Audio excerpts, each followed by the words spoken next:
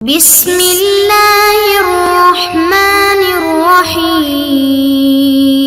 السلام علیکم معزز طلباء کرام، آپ سب کیسے ہیں؟ آج ہم معطا امام محمد کے سبق نمبر 396 کو پڑھیں گے۔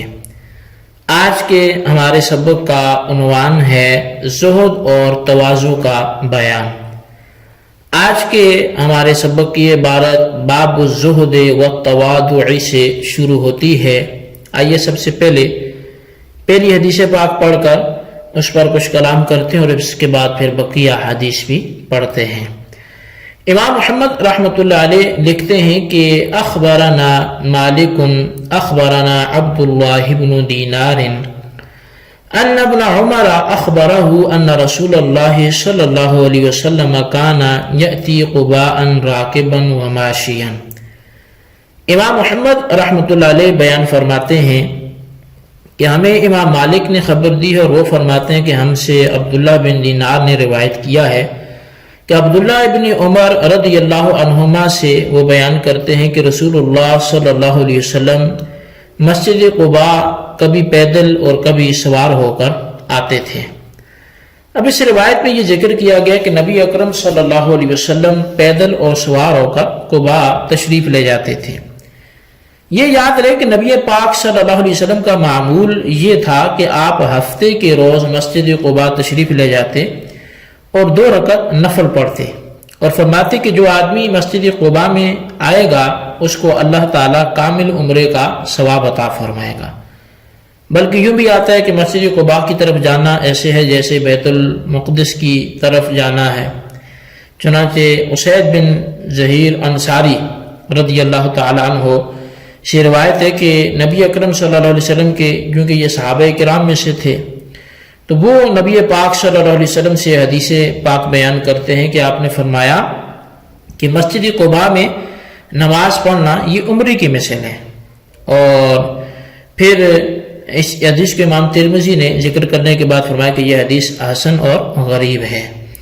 اور اس طرح سہل بن حنیف رضی اللہ عنہ سے روایت ہے کہ نبی پاک صلی اللہ علیہ وسلم نے فرمایا کہ جس نے اپنے گھر میں وضو کیا پھر وہ مسجد قباء میں آیا اور اس میں اس نے نماز پڑھی تو اس کے لیے عمرے کی مثل اجر ہوگا۔ اور پھر اسی طرح نبی علیہ السلام سے ابو امامہ بن سہل اپنے والد سے اور وہ نبی کریم صلی اللہ علیہ وسلم سے روایت کرتے ہیں اس معنی کے ساتھ، لیکن وہ اس میں یوں زیادتی بھی کرتے ہیں، یعنی ایک تو وہی ہے جو پہلے بیان ہو گیا، لیکن وہ یہ کہتے ہیں کہ جو آدمی وضو کی حالت میں نکلا اس کا ارادہ سوائے میری مسجد کے اور کوئی نہیں ہے، یعنی ارادہ کرتے ہیں کہ مسجد نبوی کا تاکہ نماز پڑھے، تو یہ حج کے بمنزلہ ہے۔ اور اسی طرح جو ہے وہ دوسری روایت ہے سہل بن حنیف سے، انہوں نے کہا کہ نبی پاک صلی اللہ علیہ وسلم نے فرمایا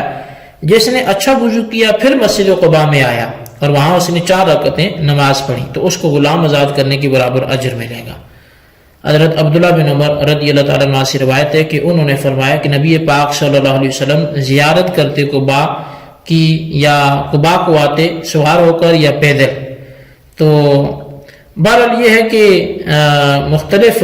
روایات میں اس طرح کے تذکرے ملتے ہیں اور نبی علیہ السلام کے حوالے سے یہ باتیں ملتی ہیں۔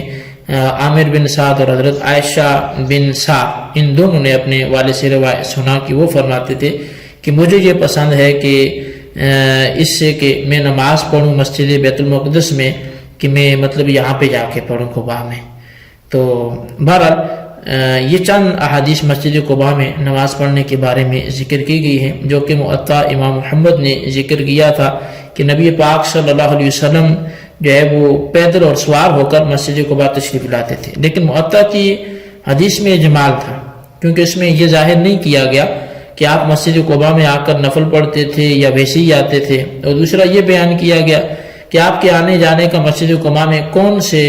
روز جو ہے وہ زیادہ معمول تھا۔ تو پھر اس بات کی بھی وضاحت نہیں کی گئی تھی کہ جو مسجد قباء میں آتا ہے نوافل پڑھتا ہے تو اسے اجر کیا ملتا ہے، تو ان حدیث نے یہ چیز واضح کر دی ہے کہ نبی پاک صلی اللہ علیہ وسلم کا اکثر معمول ہفتے کے روز مسجد قباء میں تشریف لانے کا تھا، اور جو آدمی آ کر 2 رکعت نفل مسجد قباء میں پڑھے تو اسے عمرے کے برابر ثواب بھی ملے گا۔ اور جس نے 4 رکعت نفل پڑھے تو اسے غلام آزاد کرنے کا ثواب ملے گا۔ اور بلکہ یہاں تک مسجد قباء میں تشریف لانے کا ثواب جو ہے وہ آپ نے ذکر کیا کہ ایک صحابی کہتے ہیں کہ میں بیت المقدس میں نماز پڑھنے سے بہتر سمجھتا ہوں کہ میں مسجد قباء میں نفل پڑھوں، نماز پڑھوں۔ تو یہ مسجد قباء کے فضائل ہیں۔ اس کے علاوہ بھی مسجد قباء کے فضائل وہ کثیر ہیں جن کو اختصار کی وجہ سے یہاں پر ہم سبق میں ذکر نہیں کرتے۔ تو بہرحال جو لوگ مدینہ طیبہ جائیں تو انہیں چاہیے کہ کم از کم ایک دفعہ ہفتے کے روز مسجد قباء میں پہنچ کر 2 رکعت یا 4 رکعت نفل پڑھیں تاکہ سنت رسول پر ان کا بھی عمل ہو سکے۔ تو ہم بڑھتے ہیں اگلی حدیث کی طرف۔ اخبرنا مالک اخبرنا اسحاق بن عبد اللہ ابن ابی طلحہ ان انس بن مالک حدثه هذه الاحاديث الاربعه قال انس رأيت عمر بن الخطاب رضی اللہ عنہ وهو يومئذ امیر المؤمنین قد رقع بين كتفيه برقاع سلاسل لبد بعضها فوق بعض وقال انس وقد رأيت عمر يطرح له صاع تمر فيأكله حتى يأكل حشفه قال انس وسمعت عمر بن الخطاب رضي الله عنه يوما وخرجت معه حتى دخل حائطا فسمعته يقول وبيني وبينه جدار وهو في جوف الحائط عمر بن الخطاب امیر المؤمنین بخ بخ والله يا ابن الخطاب لتتقين الله او ليعذبنك قال انس وسمعت عمر بن الخطاب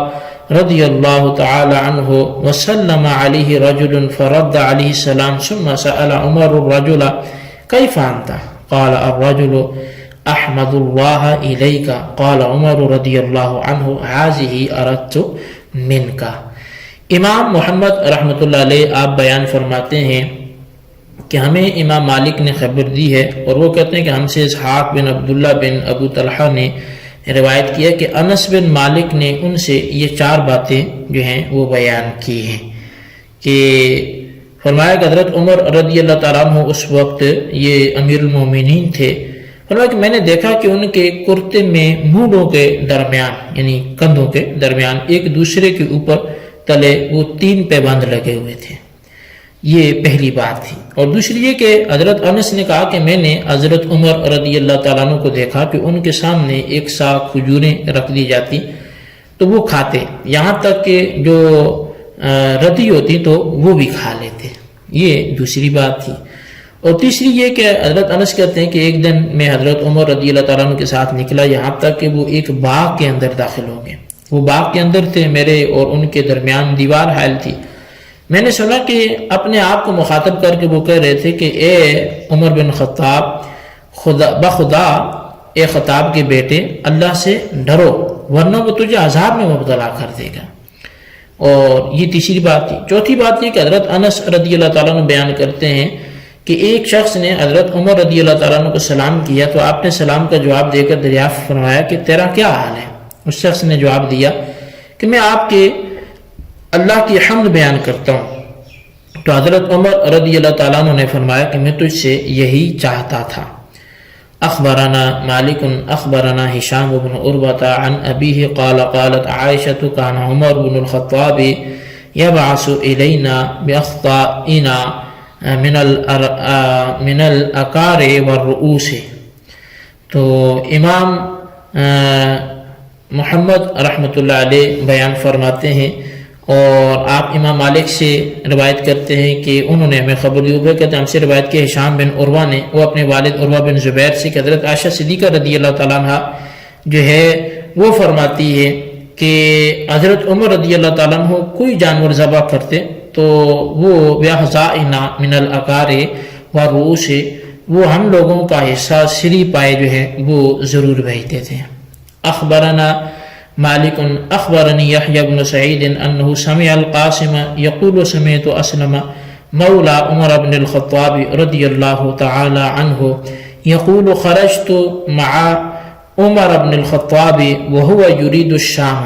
حتى اذا دنا من الشام اناخ عمر وذهب لحاجته قال اسلم